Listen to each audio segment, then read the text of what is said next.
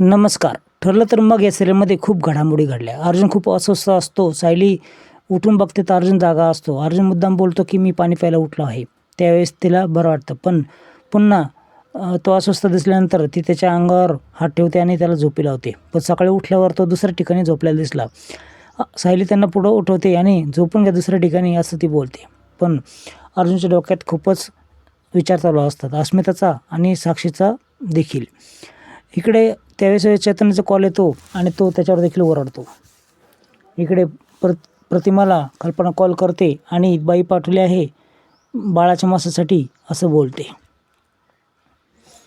इकडे सायली बाळाला घेऊन बसलेली असते. त्याच वेळेस अर्जुन निघालेला असतो आणि प्रिया त्याला आडवी जाते. आज तू जाऊ नकोस असं बोलते कारण घरात सचिन आहे. त्यावेळेस मी का जाऊ नको असं प्रश्न विचारल्यानंतर ती फिरवाफिरीची उत्तर देत असते. पण हे सायलीच्या लगेच लक्षामध्ये येतं आणि अर्जुनच्या देखील लक्षात येतं. अर्जुन लगेच बोलतो की मला कामाला जाणं गरजेचंच आहे. त्यावेळेस किती जरी प्रयत्न केले तरी हे काम थांबवता येणार नाही असं ही मुद्दाम तिला टोमणं मारते. प्रियाला तिचा टोमणं देखील कळतो आणि ती पुन्हा कामाला लागण्याचे नाटक करू लागते. आता ही प्रिया पुन्हा येऊन बोलते की बाळाला सांभाळते मी, तू स्वयंपाकाचं बघ, कारण काही कमी जास्त झालं तर अस्मिताला परत त्रास होईल. तसं ती करते देखील. पण बाळ थोडं तिच्या अंगावर सू करतं आणि ती खूप किळसवाने वागते. माझी महागातली साडी तिने खराब केली असं ती बोलते. त्याच वेळेस कल्पना तिथं येते. हे काय बोलतेस, बाळ सूचा वास येत नसतो आणि सुकून देखील जात असते असं ही कल्पना बोलते.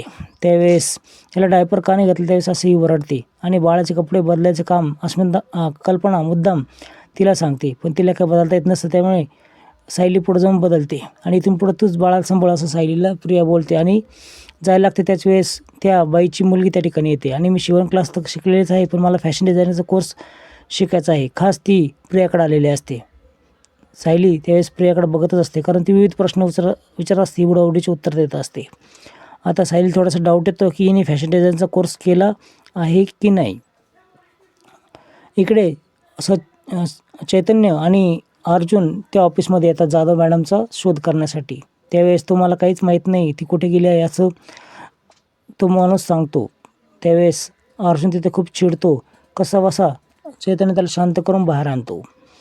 आता विविध प्रश्न विचारताना ही जी प्रिया असते उडवडीची उत्तर देते आणि प्रिया तिला बोलते की अन्नपूर्णा ट्रस्टच्या मार्फत आम्ही तुझं शिक्षण पूर्ण करणार आहोत, त्याची काळजी करू नकोस.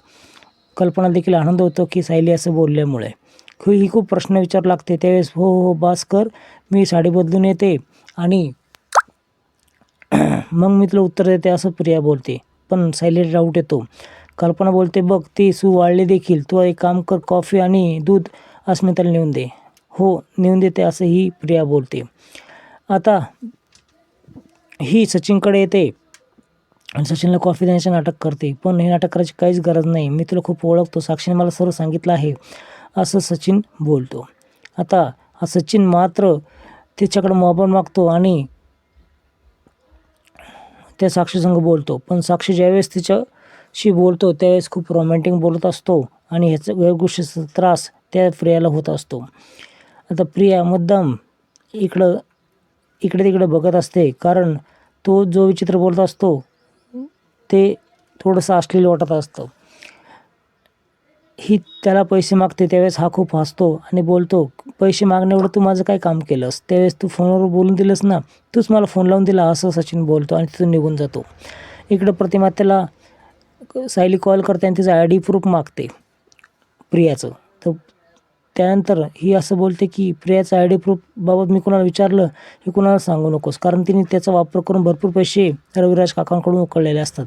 शिक्षण तर केलं नाही, मी एवढे पैसे कुठं उधळले याचा नवीन खोटारडेपणा त्याच्या समोर आलेला असतो.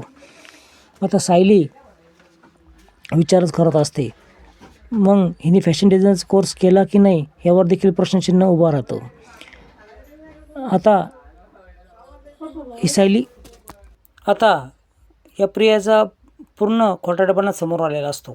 सचिन आणि चैतन्य बाहेर आलेले असतात. गाडी बाहेर काढायच्या दिशेनेच एक माणूस गाडीवर फोन बोलत असतो हेडफोन लावून.